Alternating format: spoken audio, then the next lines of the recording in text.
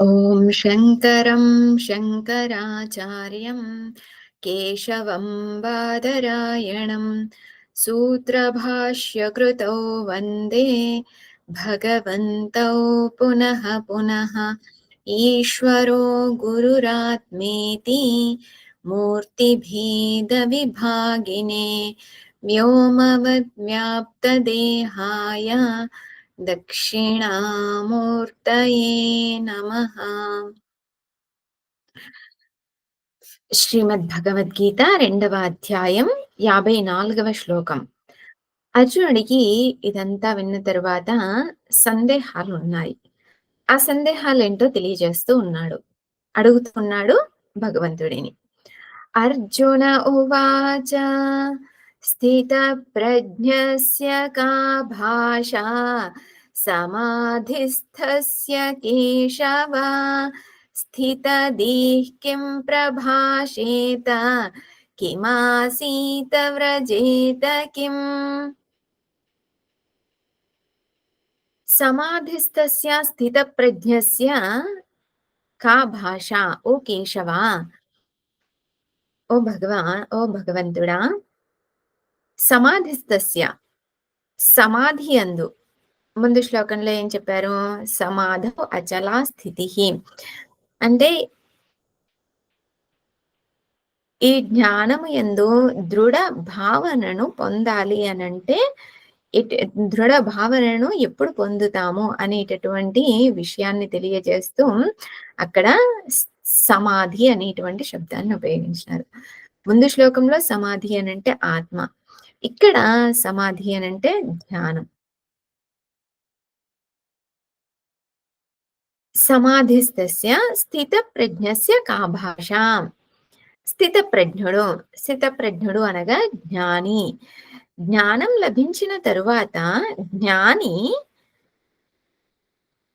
తనను తాను ఏ రకంగా నిర్వచించుకుంటాడు అంటే తనను తాను ఏ రకంగా భావిస్తాడు?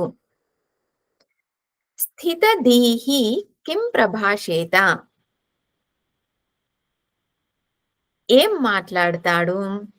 కిం ఆసీత, ఎక్కడ కూర్చుంటాడు? కిం వ్రజేత, ఎలా నడుస్తాడు? ఏం మాట్లాడతాడు? ఎలా మాట్లాడతాడు? ఎక్కడ కూర్చుంటాడు? ఎలా కూర్చుంటాడు? ఎలా వెళ్తాడు? ఎలా వస్తాడు? ఇటువంటివన్నీ కూడాను. ఇక్కడ జ్ఞాని, అజ్ఞాని దృష్టిలో, ఇద్దరి దృష్టిలో కూడాను వ్యవహారం అనేటటువంటిది ఒకే విధంగా ఉంటుంది. కూర్చోవడము అయినా, పడుకోవడము అయినా, నిలబడము అయినా, నడవడము అయినా, జ్ఞాని గాలిలో నడవడము, లేకపోతే గాలిలో కూర్చోవడము, ఆకాశంలో కూర్చోవడము, ఇటువంటివి చేస్తే జ్ఞాని అనేటటువంటిది కాదిక్కడ. జ్ఞాని తనను తాను ఏ రకంగా స్థిత ప్రజ్ఞస్య కా భాష. జ్ఞాని తనను తాను ఏ రకంగా భావిస్తూ ఉన్నాడు అంటే, ఇంతకు ముందు వ్యక్తిగాను, పరిచ్ఛిన్నముగాను, స్త్రీగాను, లేదా పురుషుడిగాను, లేదా సంబంధ బాంధవ్యాలతోనూ భావించినటువంటి వ్యక్తి జ్ఞానం లభించిన తరువాత తనను తాను దేహ ఇంద్రియ మనోబుద్ధులైనటువంటి సంఘాతముగా భావిస్తూ ఉన్నాడా?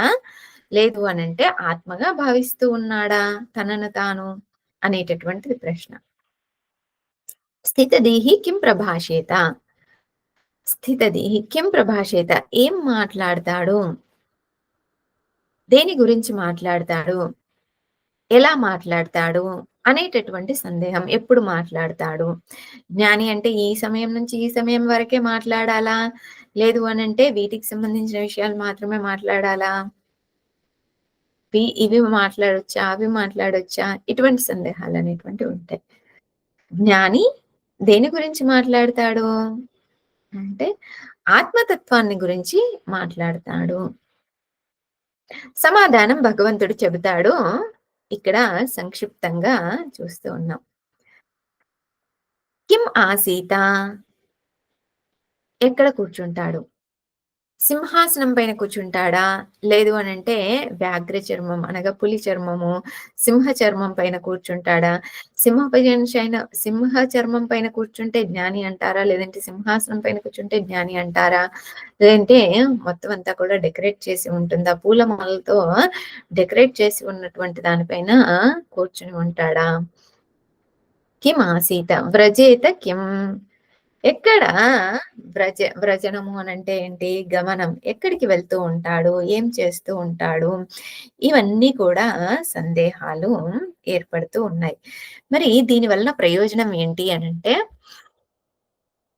జ్ఞాని యొక్క లక్షణాలు ఎప్పుడైతే మనం వింటూ ఉన్నామో, అప్పుడు ఆ లక్షణాలన్నిటిని కూడా మనలో పెంపొందించుకోగలగాలి. మనం కూడా ఈ రకంగా ఉండడానికి ప్రయత్నించగలగాలి. అప్పుడే జ్ఞాన ఫలితాన్ని మనం చూడగలుగుతాము. ఓం పూర్ణమదః పూర్ణమిదం పూర్ణాత్ పూర్ణముదచ్యతే పూర్ణస్య పూర్ణమాదాయ పూర్ణమేవావశిష్యతే. ఓం శాంతిః శాంతిః శాంతిః. హరిః ఓం శ్రీ గురుభ్యో నమః. హరిః ఓం.